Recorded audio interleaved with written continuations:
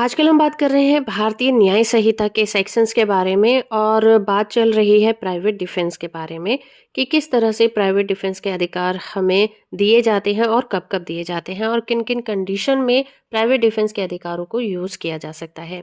तो आज का ये सेक्शन है भारतीय न्याय संहिता का सेक्शन 43, जो कि बात करता है commencement and continuous of right of private defence of property. यानी कि प्रॉपर्टी के अगेंस्ट जो प्राइवेट डिफेंस का राइट दिया गया है वो कब से कब तक बना रहेगा, यानी कि इसकी शुरुआत कब होती है और ये कब तक बना रहता है, इसका अंत कब तक होता है। तो ये कब शुरू होगा? ये शुरू होता है जब प्रॉपर्टी में कोई ट्रेसपासर घुसता है। अगर प्रॉपर्टी के मालिक को ऐसा लगता है कि उसकी प्रॉपर्टी को किसी व्यक्ति से खतरा है और जबरदस्ती कोई उसकी प्रॉपर्टी में घुसता है, तभी प्रॉपर्टी के अगेंस्ट ये अधिकार स्टार्ट हो जाता है। और ये अधिकार तब तक बना रहेगा जब तक कि वो उस व्यक्ति को वहां से बाहर ना बेदखल कर दे।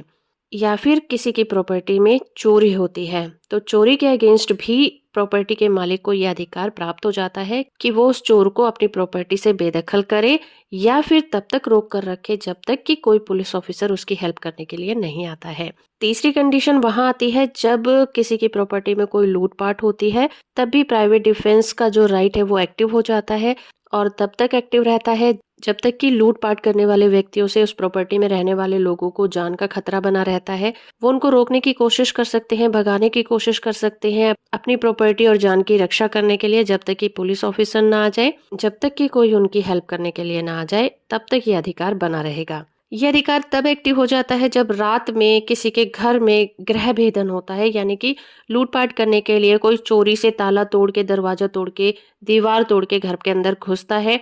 तब प्रॉपर्टी के मालिक का अपनी प्रॉपर्टी की रक्षा करने के लिए ये अधिकार एक्टिव हो जाता है और तब तक बना रहता है जब तक कि वो लोग उसके घर में घुसने की कोशिश करते रहते हैं। लेकिन एक बार जब वो व्यक्ति भाग जाए तो ये अधिकार वहीं पर समाप्त हो जाता है। इसका एक केस लॉ समझते हैं। केस का नाम है अमजद खान वर्सेस स्टेट।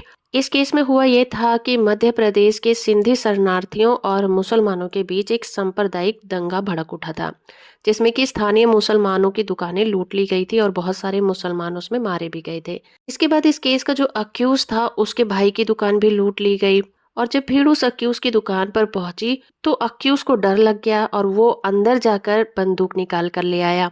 इससे पहले की जो भीड़ थी उसके शटर का दरवाजा तोड़ते अक्यूज ने 2 फायर हवा में किए, जिसके बाद भीड़ में खड़े एक व्यक्ति की मौत हो जाती है। तो सुप्रीम कोर्ट में जब ये मामला पहुंचा तो सुप्रीम कोर्ट ने ये डिसाइड किया कि अगर अक्यूज ने गोली चलाई, बेशक इसमें किसी व्यक्ति की मौत हो गई थी, लेकिन ये जस्टिफाइड है क्योंकि उस व्यक्ति ने अपने प्राइवेट डिफेंस के अधिकार को यूज किया था और अगर वो इस अधिकार को यूज ना करता तो इस दंगे में उसकी भी जान जा सकती थी, इसलिए यहाँ पर उसको सजा नहीं दी गई। तो ये था भारतीय न्याय संहिता का सेक्शन 43। होप कि ये वीडियो आपको इन्फॉर्मेटिव लगा होगा।